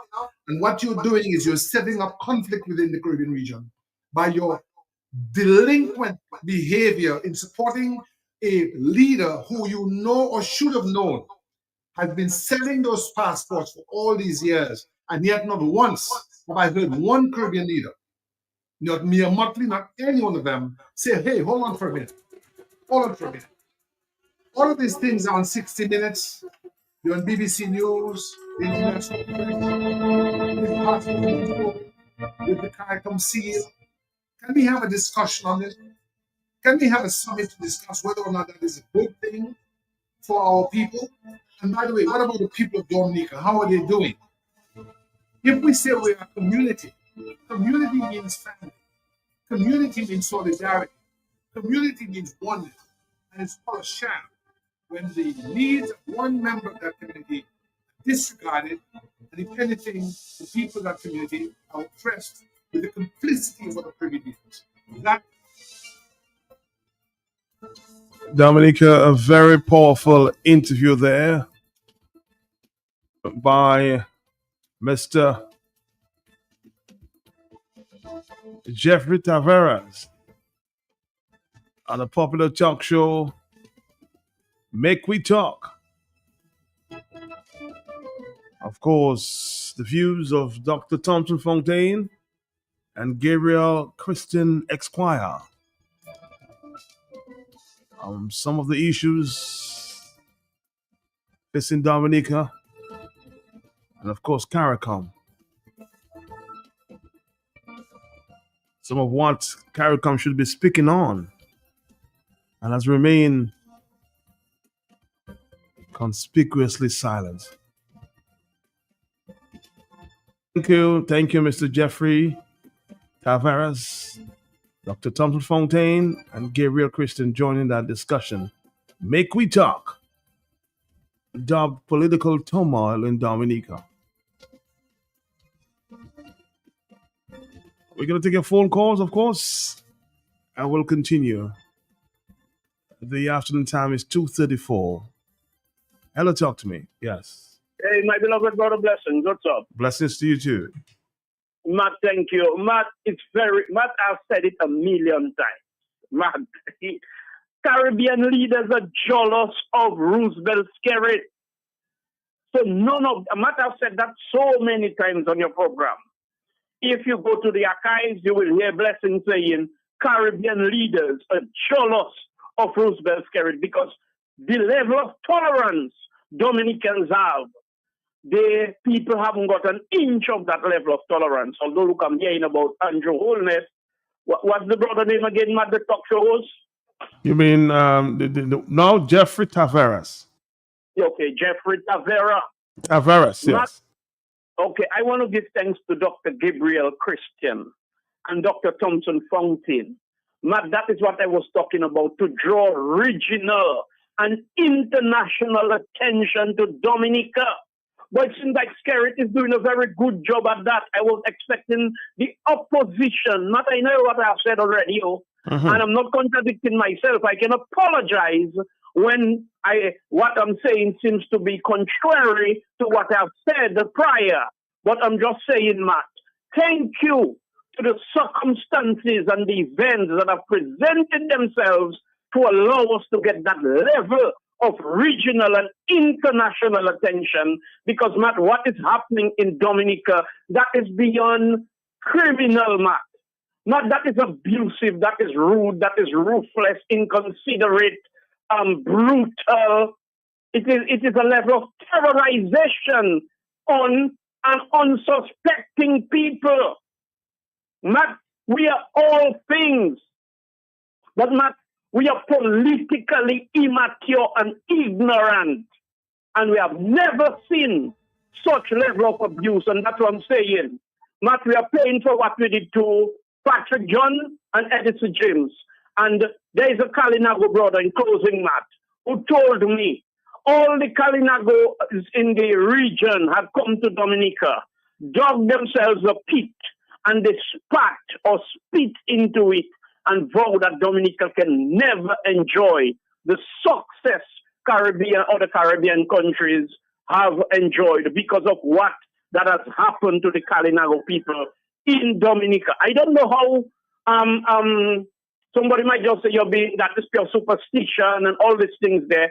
But if it happened for true, Matt, maybe we are suffering for all that because up to now we treat the Kalinagos like dirt.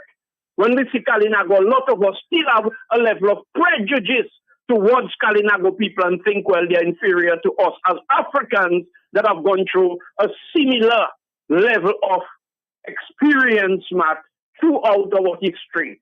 So, Matt, thank you for bringing that. And I want to give thanks to Dr. Fountain again, and thanks to Gabriel Christian. And that level of exposure, Matt, something have to break. Instead of blood, I don't care if it's the blood, because if need be, let my blood be used in the pens of the writers who will write this bloody passage of history. But I refuse to surrender my dignity, morality, and sanity to these honorable criminals that passes for ministers, Matt. Thank you. I'll tell you what, Dominica is making the news all over the world at this time. Some may say for the wrong reasons, but we're getting international coverage, regionally, internationally, all over the Caribbean now. Dominica is getting attention. It's on every talk show.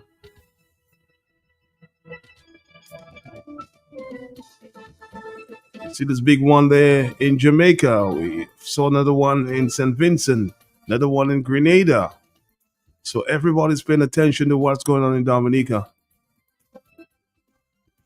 Making the headlines, would you say for the wrong reasons? I guess we'll find out.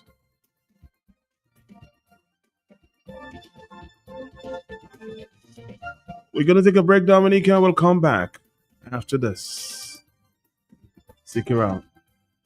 Your side woman a little brooks. Her man a little brooks. But she telling you she want a BBL. But most importantly, you cannot say bottom on the radio. So NDFD is giving best business loans up to $20,000, and here's how you can get yours. You working a 9 to 5? Yes, sweet. You can get up to $10,000. True, now boy. Your business must be registered. You have to be employed for 18 months. Salary deduction only. No guarantor required. You're getting a free add-on DNO for 1 month. 100 free business cards. No, but really and truly, what again you want? So what about the 20,000? It's the same thing, except you must provide business records. And that's for people who are self-employed. Call them or WhatsApp them 275-6859. Go and get your BBL. You deserve it.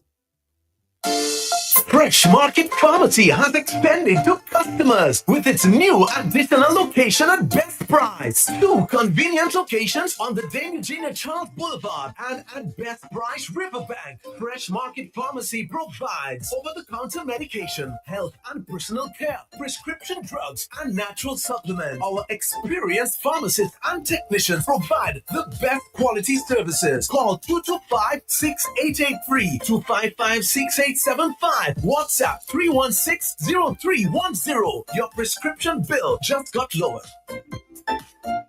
Bryce Company Limited. We manufacture high-quality roofing sheets, 24 gauge in different colors, also to customer specifications. That's right, whatever length you want. Aluminum seamless guttering. We also sell BRC mesh, steel rods in all sizes, breach caps, fencing wire and fencing poles. Free estimates for guttering, galvanized sheets, and fencing wire. Quality products at the lowest prices island-wide. Bryce and Company Limited, located at Caneville Industrial Site, Shed 1A, just before the Old Mill Cultural Center. Call us today at 617-2468 or 615-0178. Bryce and Company Limited, built for living, built for life. Dominica. Dominican, enjoy your property, protect your property, you homeowner and businessman, protect your property, enjoy your property. Can't wait for the hurricane, can't wait till you flood out, can't wait till your roof fly out and all your business coming out. Remember, no insurance company will insure your property when a storm is approaching. Get ahead of the hurricane season.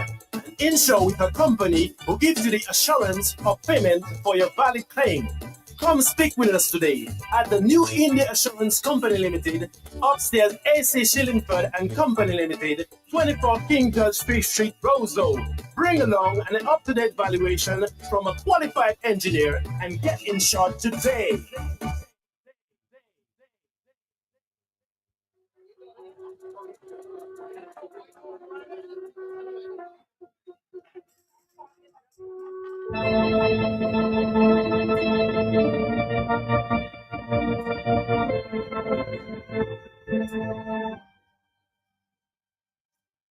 Cause I'm on my way. KFC delivery is here.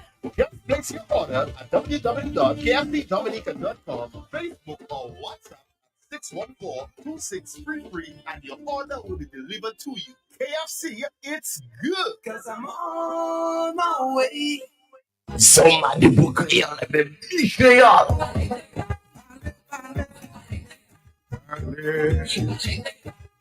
Mouvement Créole Associé. Tout le monde créole pour attention. Comité pour études créole Dominique. Et puis Radio QFM qui présenté. Mouvement Créole. Tous les mardis soirs, 6 après-midi. Information, blague, interview, l'histoire, problème, discussion, reportage, apprendre à parler et puis écrit créole. Lien avec ton peuple créole. Bon musique créole. Mouvement Créole. À nous fait un rendez-vous, messieurs, mesdames. Tous les mardis soirs, QFM qui est frappé avec bon power créole. Sans ça participer, qui est nous rapidement Mouvement créole à seconde station QFM. Voici avec nous tous les mardis soirs 6h pour Mouvement créole. Matchez ça.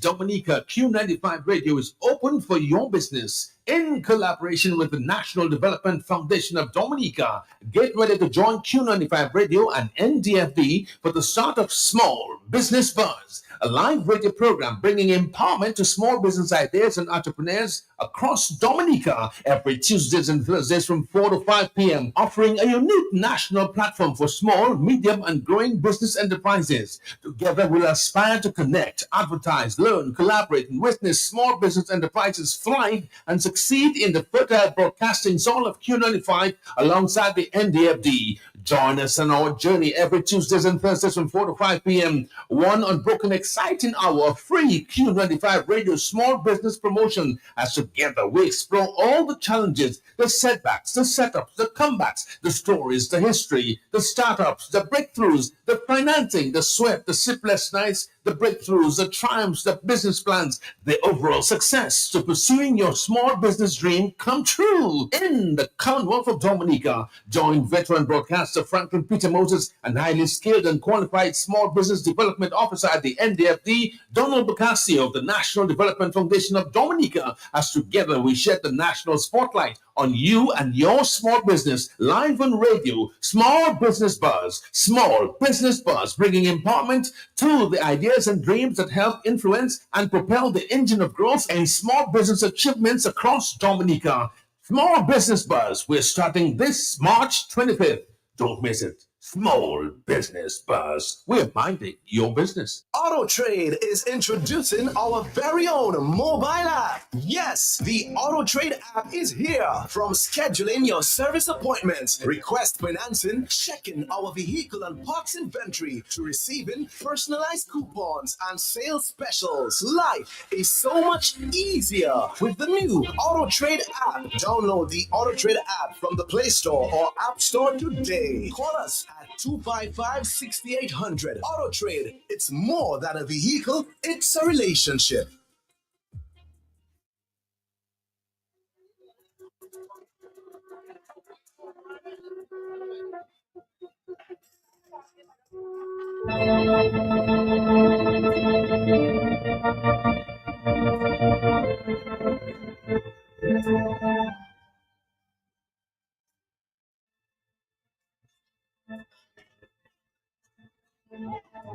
Of course, just got information a short while ago that 3 more patriots have been released after they've been arrested and protested peacefully against the increasingly dictatorial government.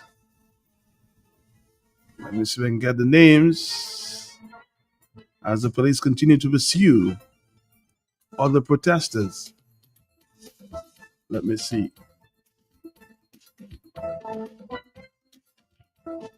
The names that I have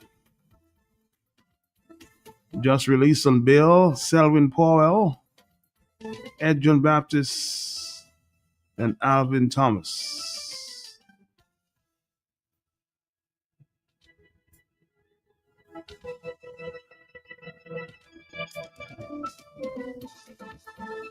Patriots keep standing.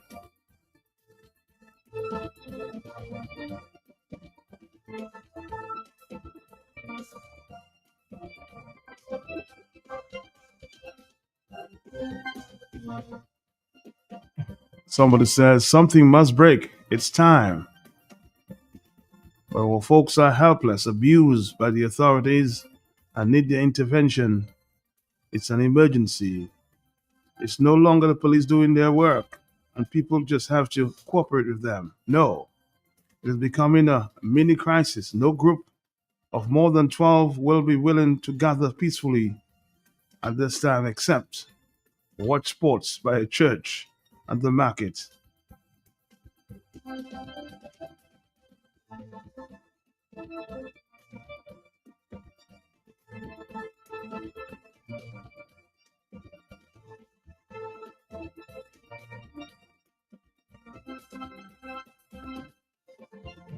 Did I say Alvin Thomas? Is Alvin James? My bad. Alvin James. Okay. So the name's Selwyn Powell and John Baptist and Alvin James. Alvin Thomas, you're all the way in Georgia, Atlanta. I know you'd like to be part of the struggle, but it's not your name, okay?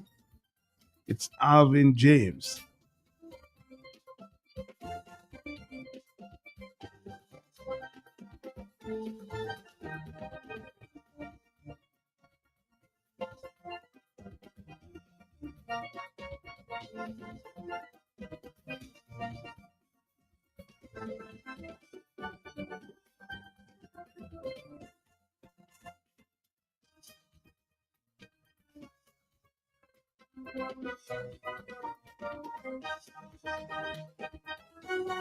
Somebody says protests just erupted at the Celeste Bird Medical Center. Somebody's asking whether Mr. Skerritt will have his police, his friend will ask the police in Antigua to throw tear gas in Antigua on the people and have them arrested there. Oh.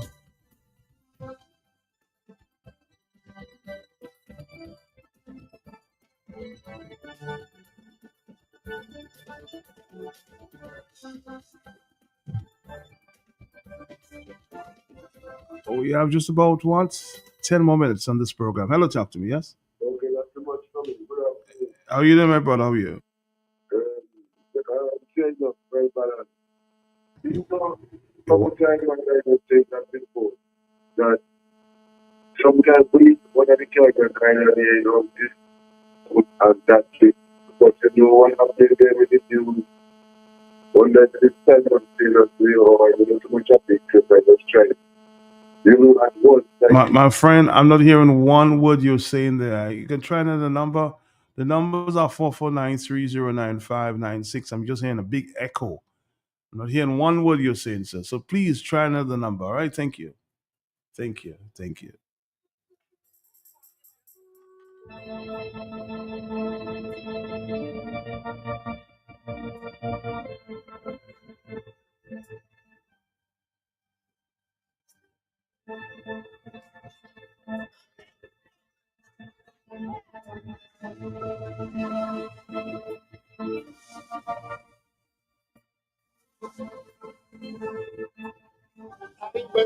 Prime Minister of Trinidad and Tobago in August 2000. Somebody just told me they're in a parlous state of mind at this time. Trinidad and Tobago appeared the minister and told him that there was bid rigging taking place in Judicial.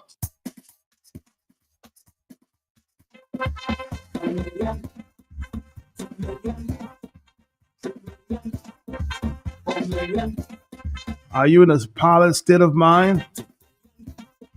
Toronto, good afternoon to you. Should I be like you? Should I fool the people too? You see all these years are singing calypso, are singing the truth. Still can't win the drum. They're a 6 million tongue.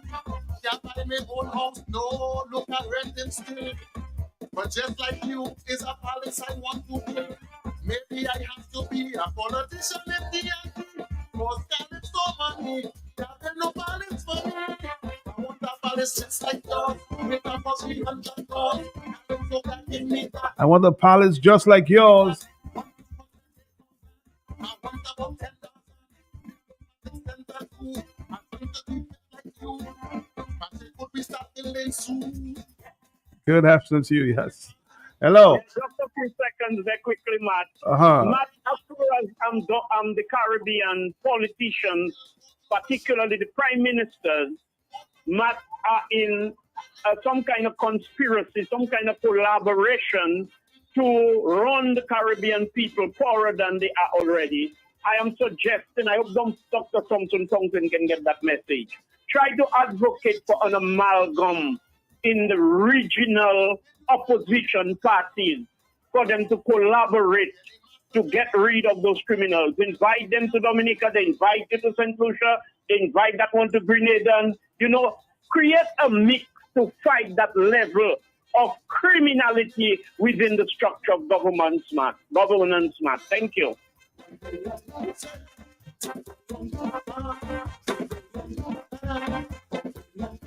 Is it true your eyes very long? Did you spend money to the ground? Yeah, the master bedroom alone, Patrick will blow me away. The figures they make known, look, I don't know what to say. It's in the dining area for sure. Cost about 6 million. The executive with and more is the money's vandalization. Good afternoon. In the history of Dominican politics, if all what the fellow saying is true, boy, Dominica in trouble. If all what the man saying is true, Matt, if I was a labor right, I would have promoted that. Yep. More than 300 million.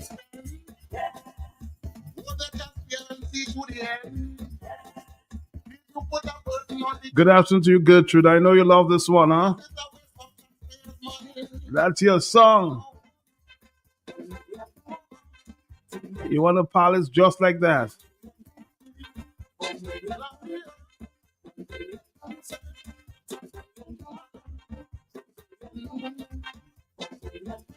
Do you see what the people need? Do you think it's a man of greed? You tell me to tighten the belt. Somebody suggesting that soon those Chinese and the 60,000 passport holders will have Dominica untidy. They will decide to move home. Dominicans think it's joke. Scary little bit gun of his family. And all you will remain Krana now. You mean all the economic citizens, huh? 50,000 and counting.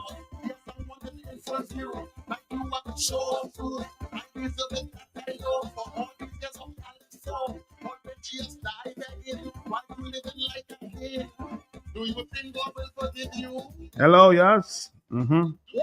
Yes, yes.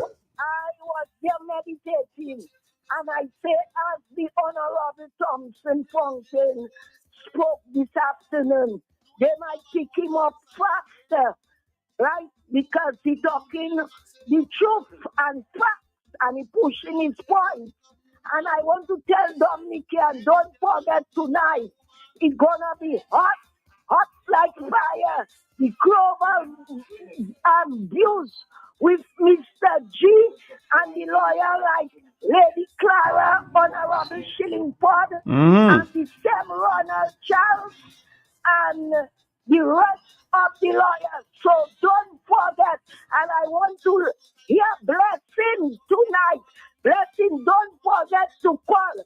Matt, I just want to tell you, my brother, within my heart, from my lips, my brother, keep up the good work. You're doing a fantastic job. People will talk, but don't feel bad. Continue what you're doing, and God with you, your mother, and everybody with you. Matt, let me ask you that somebody of yours died? Not that I know. Oh, no, I hear you talk about exam. Yeah, I thought somebody of yours had died. So, leave that I wish you all the best. God guidance, and you'll always be my boy Lollipop. All right, Marlon. My good lollipop, good afternoon to you.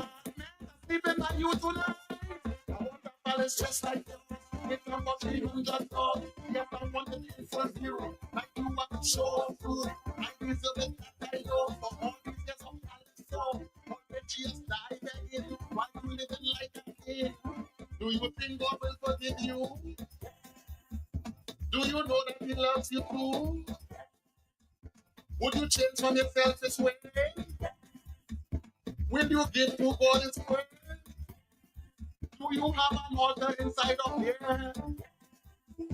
Do you kneel down and say your prayer? Do you take Holy Communion? Do you? Did you get rid of the older woman? Did you? Dominica, was the Prime Minister of Trinidad. He walks into the room with this. The big question before, so could we rise again? Could we rise again? Another big song before we go from DeFosto. He wrote this one in 2009. Could we rise again? Could we rise again as a nation? What do you mean? Could we rise again as a nation? Okay, because the state of the country. What do you mean by the state of the country? I don't understand that. Explain me. Right, the country have plenty money. Plenty money? Yeah. How do you know that? So you have to tell me I was a child. Tell me now. How do you know that? Gentlemen, thank you for the day. I loving this one. Could we rise again as a country, as nature?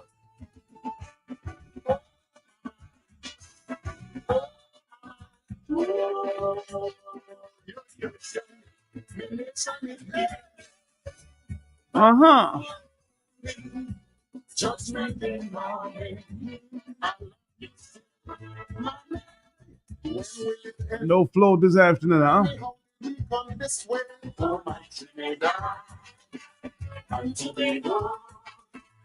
Some calypso's coming up. Oh, my children. I'm feeling the pain for you, mama. The revelation strikes at your pen.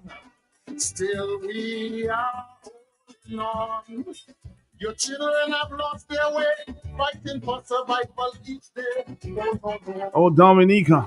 From dawn till dawn, what is happening to my country? Every day is a sacrifice. Blood flowing like water daily. Lives could be lost at any price. The anthem is now a whisper. Some don't care to stand when it plays. The lawless is now in control, so keep it from going away.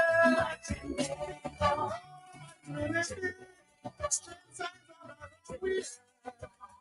hills are alive in a different way. Your babies are dying. Would we rise again from what day? Oh, the mighty dollar. Now cast is the love uncertainty. You see, when the rich is getting richer, the poor must remain empty. You know that I say, oh no, people mourning for pain and hunger, inflation, cost of living higher. Can't get no daily only bread. So the youth them on top the hill, somehow they bread basket to fill. No. So they turn to crime instead. The arms of this state disappointed, still their salaries are daunted. Large increase in the fiscal budget, all money reaching all the high. You buy no jet for so much of money when the hospitals are in need. Poor people at everyone's mercy, so the hill reacted in this.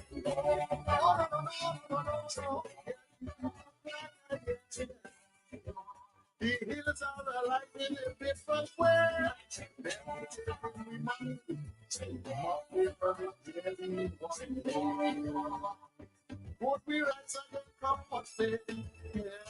I'm just seeing a release there. It's from the Dominica Public Service Union on the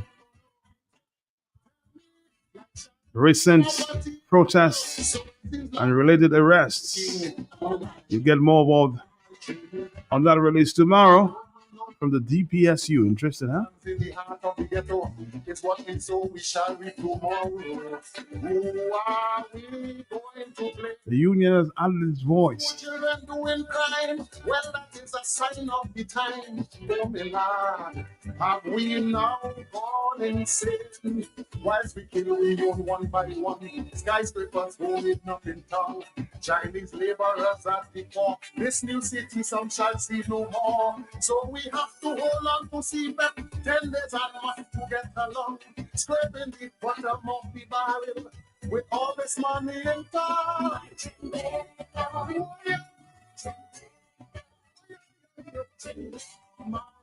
The hills are alive in a different way. You have to know something better to still eat with your Hope we rise again, cause what's pain. In this abundance of wealth, still the poor people cannot go. Oh my Trinidad, it is a stark reality. So much of even a fool. Oh my Trinidad, oh my something to vagrants in the city, homeless children begging of mercy, Lord. Child abuse, prison again. Look like Jean and Dinah come back in town. The girls and them singing the song. To survive by any means necessary, they get gone down the jail. Some say the leaders have failed to do right for one and for all. When there is an imbalance of the scale, then the writing is on the wall. If you ignore the plight of the people, well, the devil shall intervene. His only divine intervention. I hope you know what I mean. When the truth that is a free, all these times to sleep like when you see no. The hills are alive in a different way.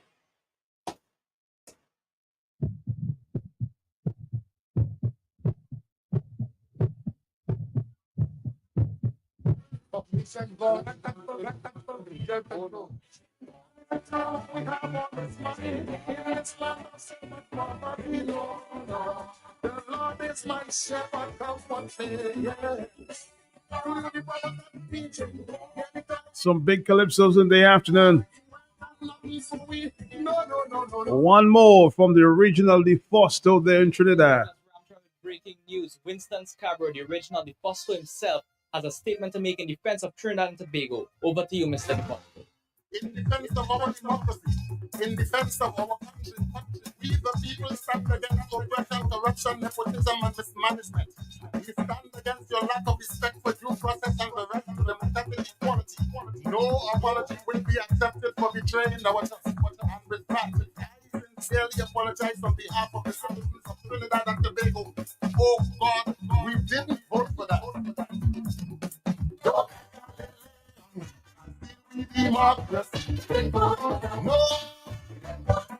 A big song for Dominica.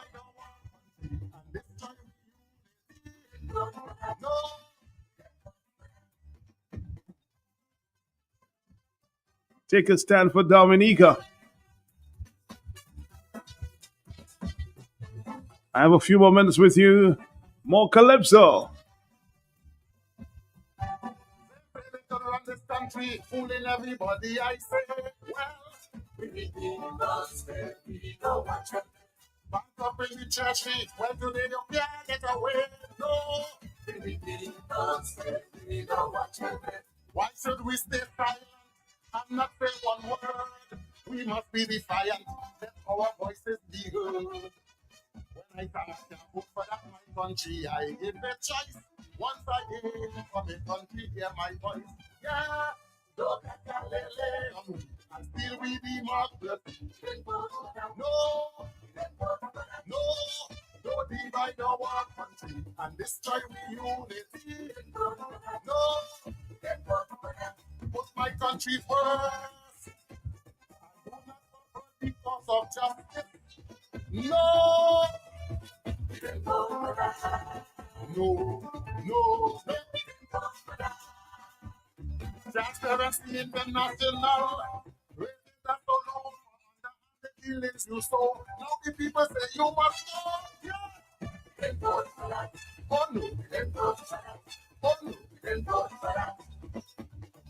Oh no. Oh no. No. You taking care of your family and all your friends, we say, well, we don't watch it. People is people too. Still nothing coming we way. No. We don't watch it. Contract for the wealthy, nothing for the empty. Only storage for people like you and me. It's good for people that science and them boys getting all, nothing for poor people who voted for you at all. None at all. Look at that lady and still we democracy. No divide our country and destroy the unity. No. Section 34 was to settle a score. It has nothing to do with the poor who suffering forevermore. Tell me. No.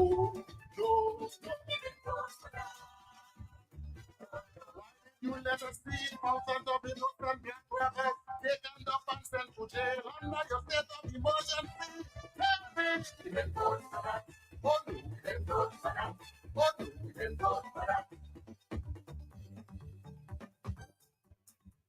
We have spoken enough. We have spoken enough.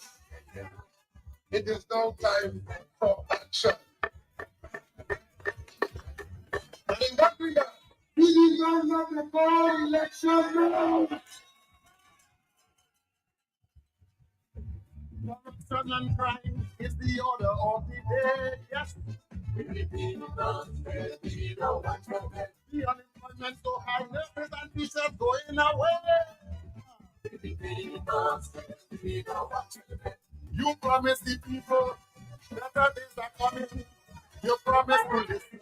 You promise everything. Anymore on election day, go hit the PP for 4 out the door. And still we democracy. No divide our country and destroy we unity. No, and still we democracy. No divide our country and destroy we unity. No, and still we democracy.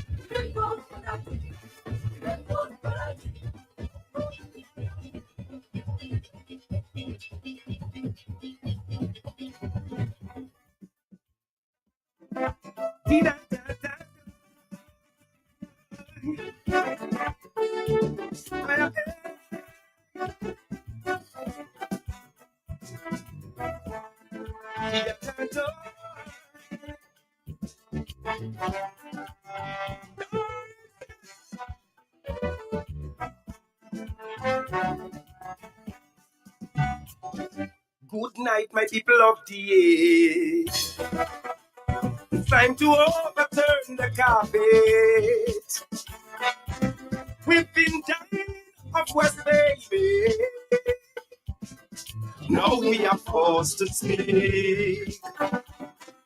And the Chinese all new masters. We have to discuss these matters. We rebel silent in the darkness, yeah. Just hoping for the best. But things are changing much too quick. And I'm there dying to see. So speak out, my brothers. Time to stand up and speak. Oh. Speak before the age becomes the next catastrophe. Speak out, my sisters, if like me you're disturbed by this. Whoa. Speak now or forever hold thy peace. Yeah. Speak now or forever hold thy peace.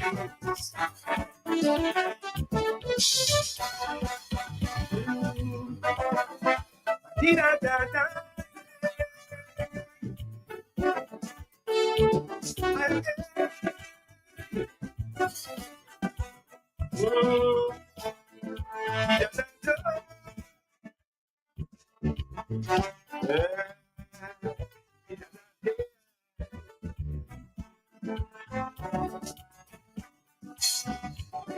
Our government, they govern. It's so sad that they are. We accepted corruption. Who owns our stadium? I'm afraid to ask the question. How we better know that happens in this time of much more money.